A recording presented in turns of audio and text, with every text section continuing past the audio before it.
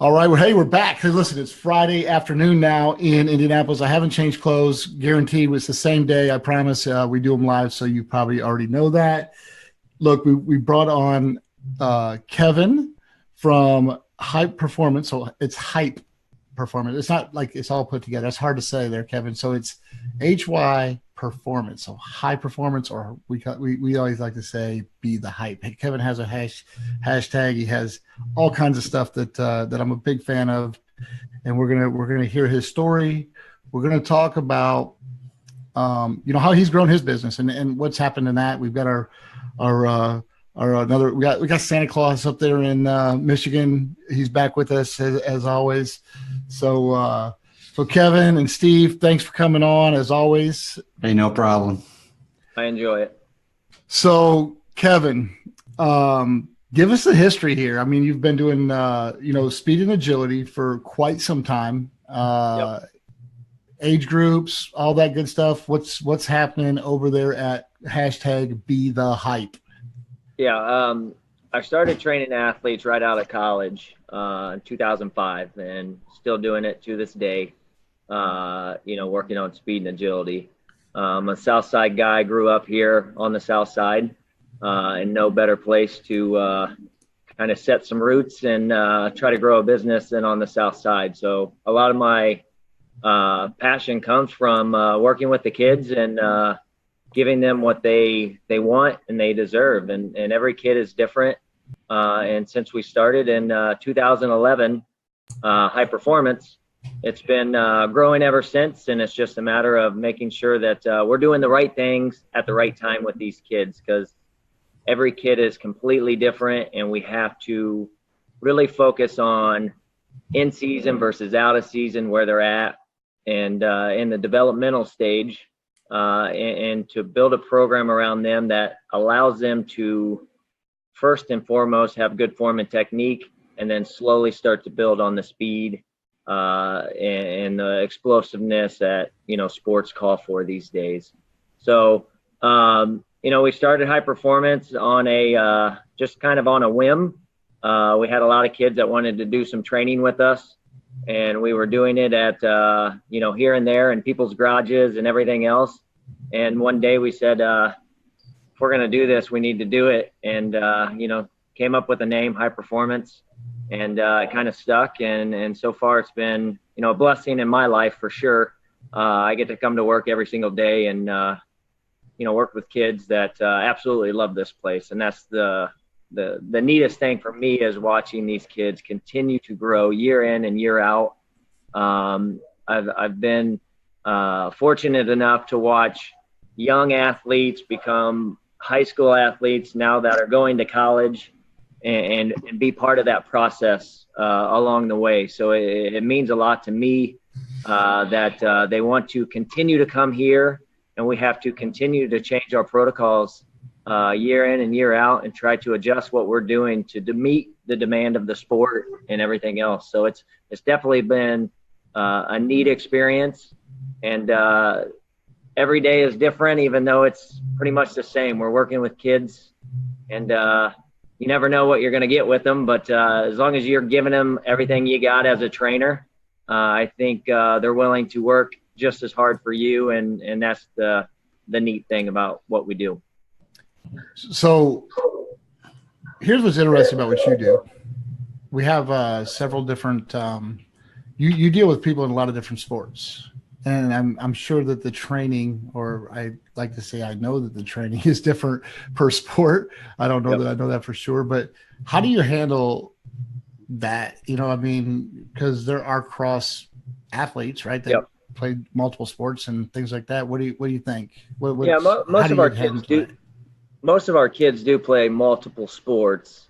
So really it's the timing at what we're looking, what's coming up, what's their focus. As a young athlete, I think they need to be completely engulfed in doing different sports. It allows them to train different muscles, so they're not just overusing them or anything like that. But say if we're training a volleyball athlete, it's not going to be, 30-second runs on the treadmill. It's going to be 4 to 6 second bursts. That's going to simulate the way they play versus the way a soccer player runs up and down the field and everything else. So we try to gear our training towards the demand of the sport, the recovery. Baseball or softball is a much slower sport than, say, basketball. So we have to adjust what we're doing in that sense, to make it work, to make it transfer to what they're doing on the field or on the court. Well, we do our best at when we try to schedule athletes. The one thing we cannot do is just put any athlete with anybody. A 7-year-old gymnast that's working on form and technique doesn't need to be around a 17-year-old athlete that's thinking about college. So what we try to do is to plan the days ahead or the weeks so that when we get athletes in here, they help build each other. And it's not a hard hour for the trainer or the athlete. So we got to do our best to really focus on the quality of training that we're given. And I think first and foremost, I think the individual attention that we give to each athlete is what separates us from a lot of places. A lot of training facilities can do group training of 20, 30 kids, one trainer, and sure, they get a good hard workout. But what we want to do is we want to give that individual attention to each athlete, to build a program around that athlete, take notes, track every single step of the way so that, 4 years down the road, we can say, hey, when you were this age and this is where you were at, and you've continued to grow over the past couple of years.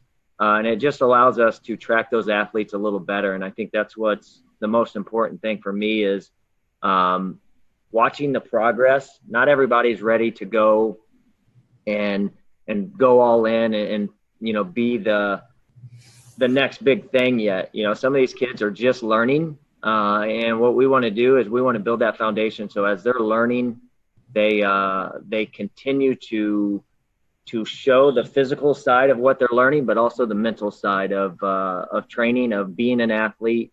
It's not just being able to run. There's so much more that goes into what we do every day. And it really comes down to looking at these files and reading those notes and making progressions based on where that athlete is, where we're trying to go, what we're trying to accomplish. And a lot of times we're training younger kids right now. We have college athletes, but we also have young kids. So the demand is very different. And we have to understand that the number one thing we're doing is keeping these athletes healthy, keeping them building, reducing injury, and getting them to understand what it takes to take that next step as an athlete and continue to enjoy their sport and have some success as they're doing it, for sure. So you started this business doing it in some garages? We didn't start the business in the garages, but I was training kids in their garages and, wherever I could find space, out on a field, anything like that. So Did you take the box jumps over there? Is that actually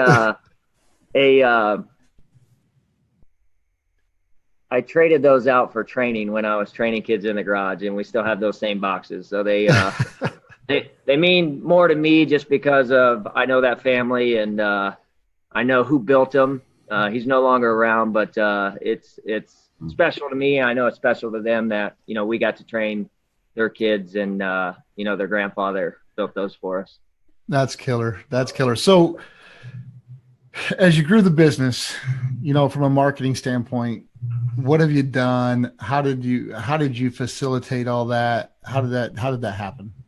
Okay. So yeah, when we started, it was really, it's still a lot of word of mouth. We never wanted to just jump into it and get so caught up in the training. So our number one focus is that individual attention and talking with the kids, talking with the parents, and building that relationship. I think the relationship goes well beyond just training. We try to get to know everything about these kids so that when we're training them or if something happens, we're there for them, not only on the training side, but on a personal side.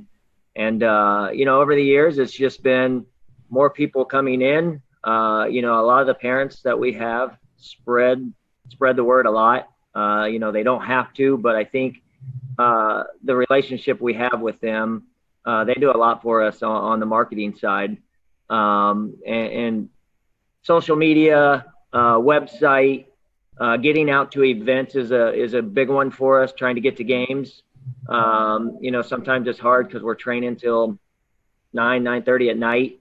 But as we're training these kids, I think anytime we can get out there and watch them in their own element on the soccer field, on the basketball court, it gives us, or it gives me or my trainers, a better understanding of how we can adjust what we're doing depending on how they're playing, how they're moving, or anything like that. So the marketing is, I know it's ongoing. It's every day. I think it's continuing to reach out to parents and to coaches.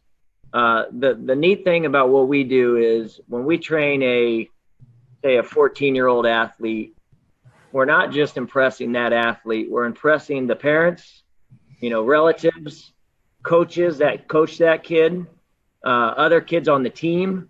So if we impact one kid, I think it speaks volumes to multiple people that allow us to show what we do and why we do it and how we do it. So it's definitely a challenge for us as trainers to continue to deliver high quality training, individualized training to each athlete to continue to get them better. And it's always changing, and we just try to stay on top of it for sure. So it evolves, and you do learn things as you go along the way. You try things, some things work, some things don't. I will share one thing I've seen at your place. I think it's the coolest thing I've seen in a long time. Probably no big deal to you because you obviously do it all the time. Kevin, if you guys don't know, my daughter actually gets trained by Kevin, so they do a great job. Definitely. I mean, we always check in, right? So we're always checking in on Facebook and whatnot.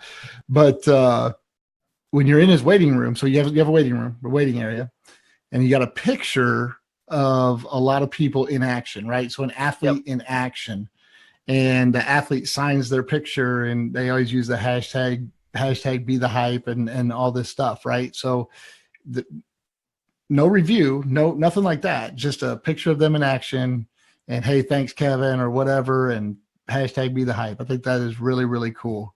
And I don't think you even have any more room. So you guys start taking people's stuff down. So I can put my daughter's picture up there. I mean, what's up? No, I'm definitely trying to get a lot more. I want to fill that whole front area up. It started with just a couple athletes. It just started with asking one kid, and I think I know the young kids really look up to it because they come in and they see a lot of these athletes. It's not just high quality elite level athletes that are up there. I think any kid I train, if they want to get better and they work their tail off for me, I'm more than willing to put them on that wall and show them that your goals right now are to get better, and if we can help them along the way, it definitely means a lot. But I know that that front area, I think what Hyperformance is not just a training facility. It's an experience for these kids. We have to continue to engage them, challenge them. I think every program that a kid does needs to be hard. It needs to be fun. It needs to be challenging. They need to get frustrated with us as trainers. They need to not like us some days. And at the end of that program, it allows them to realize that it is hard work to continue to get better and continue to push in that direction. But at the end of the day, we're here to help. We're not just here to run them ragged so they can't see straight or whatever the case may be. We're here to help build athletes, and that's really why Hyperformance is athletic development. It's different stages for every athlete, and what we have to do is continue to give the right steps to get them better. So I love what you said there. So you have to be You have to push the athlete. You have to challenge the athlete. You have to do these things. In business, I think the same thing is true, right? I Yep. think that you have to be willing to be pushed as a business owner. And so, we do reviews. We have a review platform. You're well aware of that. Yep. And I think I challenged you, right? I think I said, hey, we're going to challenge you a little bit here, and we're going to put you. I want you to try this review platform. I want you to send a request to every one of your past clients, whatever. And some of those people had already left reviews for you in the past, right? And maybe were able to leave another review because you can only leave one review on a platform at a time. But was that comfortable for you when I said, "Hey, give me your customer list"? I know the relationship I have with them. It's very personal. I don't like to just hand out information regarding people, but I know I've talked to a couple the last couple of days, and they said they were more than willing to do it. And I never really knew how to go about that. It's always been me asking them, hey, could you write a review, or can you do this? And I think it just shows that, as our customer list continues to grow, we've trained probably thousands of athletes over the past, 6 years, some a lot more than others. But ultimately, as a business, we want to continue to give our clients a reason to stay with us and a reason to help us grow. And I think, a lot of our parents have helped me more than a lot of people know. When we started Hyperformance, we started in a small church setting. We had about 900 square feet for about 4 years. And we slowly grew this into, getting this space now and growing this. And when we moved to this facility, I couldn't tell you how many parents, stuck their neck out and, did things for us that shows me that, it goes beyond just the business. It's definitely neat to watch and see. And I think, if they need anything from me or our trainers, I think we would definitely be there for them in their time of need as we're going back and forth and training kids and everything else. So go ahead, Kev. Go ahead, Steve. Hey, Kevin, I just have a quick question I wanted to ask you. You were talking about how it felt uncomfortable to you in order to be able to give up that list because how important these kids are to you. Yep. And I just want you to know I really appreciate you saying that. And the reason I appreciate that is because, everybody feels the same way about their customer list, or in your case, these kids. But I just want to make one point is that when you were asking for a review and you say, would you mind giving me a review by going on Google? Yep. That having the list is exactly the same thing. It's not really about us. It's not about us doing this. It's just about us acting as you asking for a review, because from the platform's standpoint, it is you asking them for the review. Yeah. It's not us. And I know that I wanted to make that point because a lot of clients really have a difficult time, crossing that bridge. So as I explain that, I'd like to hear from you. Does that make sense for you? Yeah, it definitely makes sense. I know when a parent gets that information, what they're thinking about is definitely Hyperformance and their experience and what it means to not only me, but their family. It's hard because I know I've never done it. I haven't asked for it. I've never knew it was even possible to do that. It's, technology is definitely not my strong suit. And I'm still learning on the business thing too.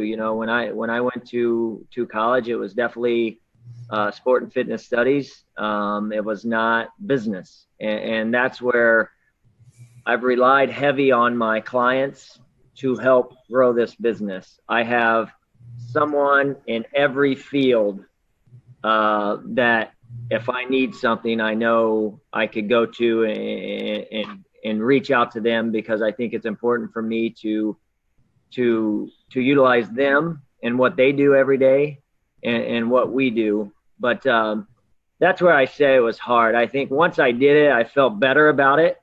And then once I started to see the reviews, I definitely thought, they're taking time out of their day because of what they know, what they've experienced, and what they wanted to continue to do. I think, most parents want the best for Hyperformance. They want their kids to love it. And we want to deliver that the best we can and continue to grow that. So Kevin, so you got reviews, right? So we're 24 hours into a 5-day proof of concept right now, right? About 24 Yep. hours into it. So one day you got some reviews, got quite a few reviews. Yep. I think what I love about this is, when you talk about digital marketing, it really is about the content that you're putting out there. And if you ever talk to a digital marketer or any marketing agency, they're going to talk about content. And that's a pretty global word, right? That's a, what does that mean? Is that videos? Is that blogs? What is all this stuff, And what's so cool about what happened just in the past 24 hours is you had a lot of your customers write reviews, but that was genuine content about your business, about you, about your trainers, about your facility, I could read through all these reviews and probably name off 50 attributes that the people have recommended and talked about and said. So now we're going to take the next step, right? We're going to take the review platform, an automated platform. Everything happens automatic. So we're going to be able to have the platform share that to Facebook automatically and to Pinterest. I'm sorry, we don't do Pinterest yet. It's coming. And Facebook, Twitter, Google Plus, and LinkedIn. And we're not going to overwhelm it, right? But we do want to share that good news. And that's kind of the marketing aspect of it. Reputation and reviews is not really marketing until you actually take the content and do something with it. Yeah. So look, I commend you for trying it. I mean, we offer it up for free for 5 days for anybody. So would you tell them to grow up and go for it or what? Yeah, definitely. I would say it's a neat experience. It opens your eyes to, there's so much possibility and technology that, it only continues to change what you're doing, how you're doing it. And that's the neat thing about it, is you never know what it's going to lead to. You just kind of, as a business owner, I think you just stick your neck out there and keep working at that ultimate goal of how do I get even more. And, it's hard for me because I think my main focus is, if I continue to give these kids what they want and what they deserve, my business will continue to grow. And that's how it's been since I started. And, anytime you can do things like this that allow you to reach out a little bit and stick your neck out, I think it just shows that you're continuing to evolve and change with the time. And it's definitely, it's a lot different than what I've done in the past. So I've shared this before, and I got a little echo. I don't know what's going on with stuff here. Let me check something out. So I've shared something before, and Kevin, you probably never heard this. You may have, but there's really a triangle in the digital marketing space today. Okay. The top of the triangles is reviews, reputation. To the right is social media, the biggest referral network on the planet, right? I mean, you have currently 13 or over 1,000 followers on Facebook. Yeah. And likes, we call that likes, right? The likes. It's an awesome deal. So those people, like other people, we kind of know how sharing works, and we can reach a larger network. And then on the other side of it is the Google My Business and kind of that local, we call it the snack pack. If you ever know what the snack pack is, it's the Google Maps. You do a search and 3 places show up locally, right? The top 3 are there. So that's kind of the marketing, and there's a lot of fake promises out there in our world, believe it or not. You know, you ever get a phone call that says, "Oh, we can get you first place placement on Google." Are you Google? No. Oh, you're not Google. Okay, well, forget you then. So I think the only person can say that would probably be Google, right?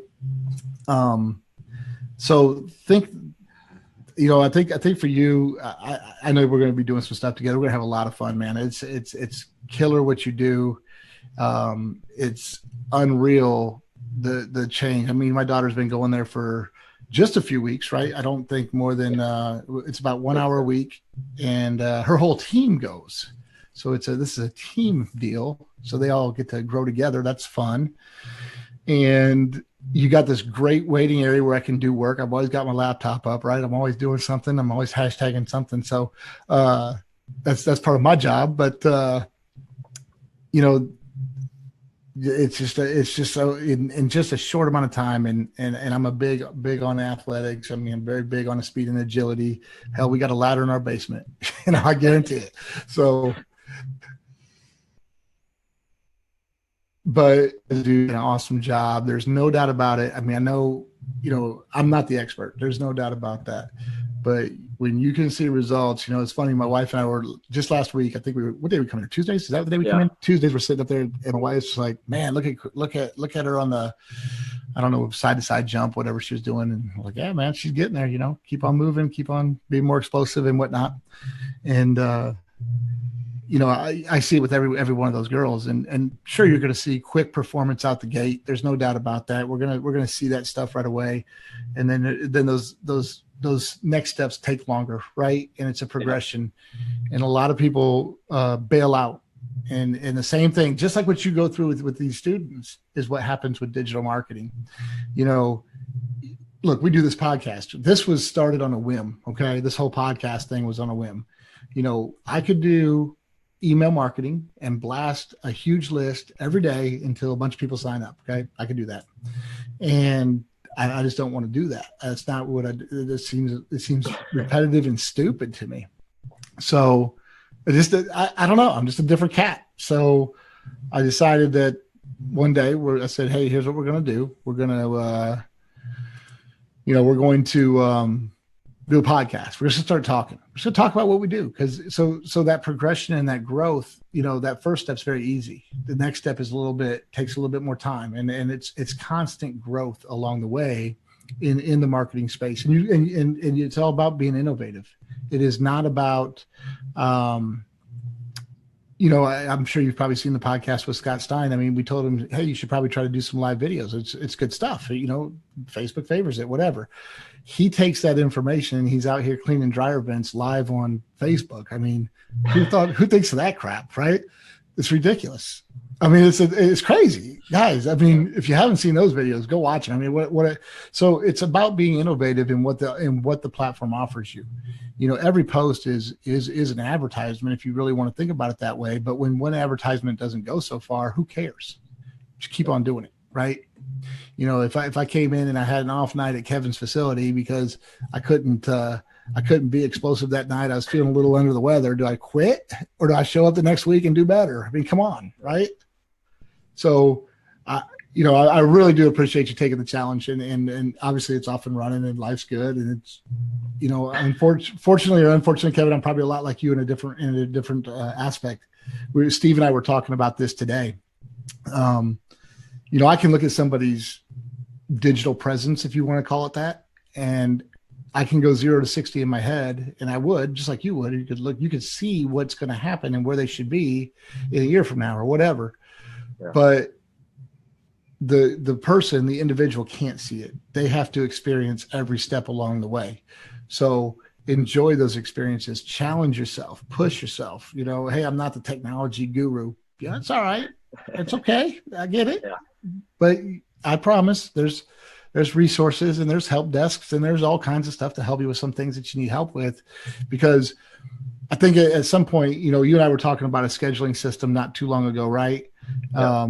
We were to say, hey, you know, and you're using Google Calendar, whatever. That's not a bad solution. It's working for you. And is there something to be more optimal? Maybe. And that's something that, you know, when you're ready, you're ready. And when it's that I know you'll jump on that and do that, but don't slow yourself down, right? Yeah. You know, don't skip the training today because you don't feel like training today. I mean, muscle through it because the next one's going to be easier. The next one's going to be better. You know, technology is funny. What kind of phone do you have, Kevin? You have an iPhone? I'll do a little analogy with you here. I got a Galaxy, Samsung. Okay, so you're a Droid guy. I won't beat you up too bad. So all right. Would you agree that how many people in America do you think have a phone? Everyone. Almost everyone, right? Yeah. How did they all learn how to use these phones? This is technology. How did they all learn how to use it? Just picked one up and had to go. They had to learn it, right? They forced themselves. They made the physical choice in their mind to learn how to use that phone, how to download an app. I mean, yeah, listen, my mother, I hope she's not on right now. My mother, you know, she calls me and I have to walk her through how to do some stuff on the phone once in a while, but she's reaching out because she's challenging herself because she wants to get the information, right? Think about that for a minute. A phone. Okay. Everybody in America and probably in the world, I mean, it really has a phone, knows how to use it. Do you know how powerful a phone is? Yeah. A phone. Remember, what was the first computer? The first computer was in a building that was probably the size of your freaking house, right? And it was basically a grown-up calculator. And now you're walking around with a phone that you could go live on Facebook. So there's some technology there. You can go live on Pinterest, Periscope, whatever. You can go live video right now and share a message and share a point of view and do those things. So continue to be innovative, my man. I love what you guys do. It's I love coming over there, man. It's freaking, I get to watch my daughter get the, you know what, beat out of her. And it's that's worth my time. That's worth its weight in gold, man. So we go home and she goes to bed. It's good. Well, she does take a shower because she has to, but so, you know, always challenge yourself. And I know you will, and I know you do. And you just got to continue to push through some of those things because you got 1,000 followers. How much do you post on Facebook? How often? How often? A couple times a week. I think we try to hit the parents on that, and then we have the the kids on Instagram and all that stuff, just trying to stay in front of them. I think we post more to the kids just because they live it and breathe it a little bit more than. Now I'm a crazy parent. Okay, I'm a crazy parent. So crazy parents would tell you this. They're more into it than the kids when it comes to social media. As a matter of fact, another stat for you. This is a crazy stat. When I saw this statistic the other day, it almost made me sick. And I was out to dinner with my wife last night, and I told her this. We had of everybody in the United States on Facebook. So if you have a Facebook account, the average person spends 4 hours a day of activity on Facebook. Jeez. So that's a wake-up call, man. I mean, whether you're watching TV or you're on Facebook, I guess it don't matter. Do what you want to do. But that's where your audience is. That's where they are, and that's where they want to get their information. And that's probably an older crowd. We know Instagram is for the kids, right? And there's different demographics in different places. But take that to heart, kind of stay in tune with those things, because 4 hours a day, man, I about puked when I saw that. Now I'm probably on it at least 4 hours a day, but I'm doing stuff like this. I call it business. That's what I call it. Yeah. Maybe that's what everybody's saying. Oh, it's business, JD. I'm not really a junkie over here. Yeah. Steve, are you a junkie? Do you junk up on Facebook at night? Yeah, I'm a junkie. Yeah. Yeah, we got. Okay, that's a not Santa Claus no more. He's a junkie. He's an FB junkie. so, so Kevin, I really appreciate you coming on the show. Obviously, I'll see you on Tuesday. Yep. Guys, listen, great performance, great results. Obviously, if you didn't hear what Kevin had to say, I mean, I can hear it and feel it and see the passion and desire for success, and making sure that they're doing the right things by your athlete. You know, they do cover all different age groups, and different sports. That's not easy to do. Can't say enough about what they do. You can see the facility right there behind them. That's where all the magic happens. That's the joy and the joy of I guess the rewards for pain, right? That's what that means. So, and Kevin, how many trainers do you have now? Where are we at with that? Well, we do internships through local universities. So right now we have 2 interns, and then 3 trainers and myself. So the internship is just depending on the year and who's doing it, but we get interns from IUPUI, U of I, Franklin College a lot. So we're tied in with the universities a lot, which definitely helps keep us understanding how the field is changing and how we need to continue to grow when we get new trainers in here that's learned it a little different than I learned it in 2005. So it keeps us going in the right direction. And, you know, the trainers are, some were interns, some were not. You know, some have been athletes that have went on to college and graduated in exercise science. So our main focus is really doing it the right way and adding progressions and making sure that we're using the science behind our training, not just our experience. I think our experience is important. As we liked our coaches or we didn't like our coach, that's molded us to the person that we are today. But now it's let's utilize this science that is back there and make the progressions based on that so that we can continue to keep building. So do you have a YouTube channel? We do have a YouTube channel. And there's the videos that are on our website on there. You know, we've gotten into personal training a little bit more over the past couple, I'd say 2 years. I had a parent come to me and ask for weight loss, and you know, 2 years later, he's down 115 pounds and never felt better in his adult life. What did you do? Take 2 pills a day? Is that what you gave him? Yeah, he comes twice a week, and then we built programs that he can do at home too. So it's definitely not just the athletes and the speed and agility. My wife runs a women's fitness class, group fitness class. We get to go to universities and teach running mechanics. So it's not all done here. Sometimes we get to do some of those other fun things that, you know, just get us out in front of people and let them know what we're doing, why we're doing it. And anybody that knows about Hyperformance is definitely a bonus in my book, just because it gives me access to more people and more people to understand what we do.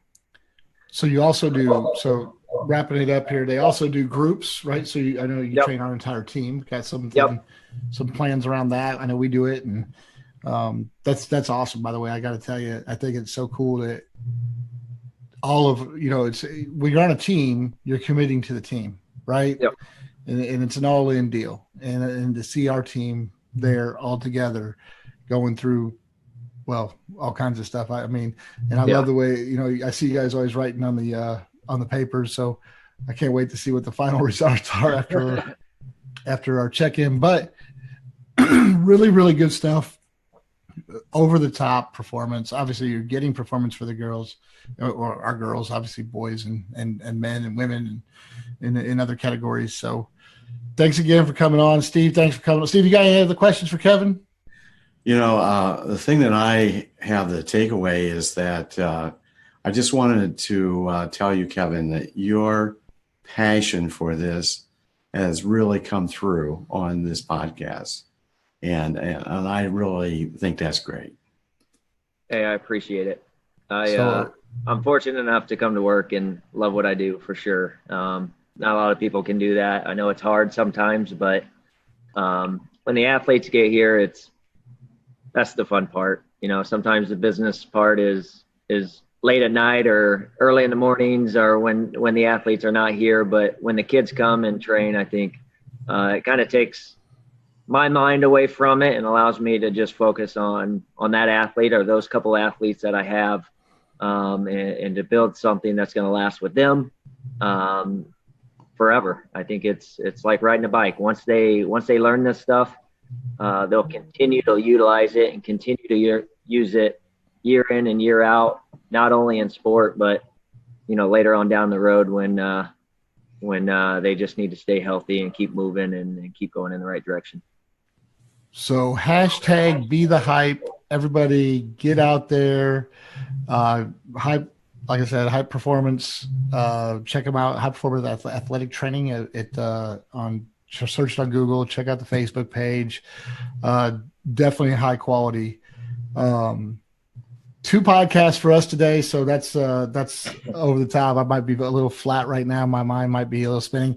And Kevin, listen, nobody knows this. You know this now. We do not script this, do we? No. This is just off the cuff. We're just going to talk, and sometimes staying on point can be tough. But we went a little long today. 40 minutes, not bad, Kevin. You did pretty good for 40 minutes. So everybody, again, we will cut it off there. And if you got questions, be sure to drop them in the comments, private message us. If you ever want to reach out to Kevin, ask him questions. We're all about that. And if you know anybody that wants to come on it, make sure you like us, follow us, whatever. We're building an audience too. If you like what we talk about, that's great. And we try to keep it clean. So we try not to cross that line, but we want to learn and help people and have an understanding around more of the marketing and the growth of businesses and small businesses and how they do it. Thanks, everybody. We'll talk to you soon.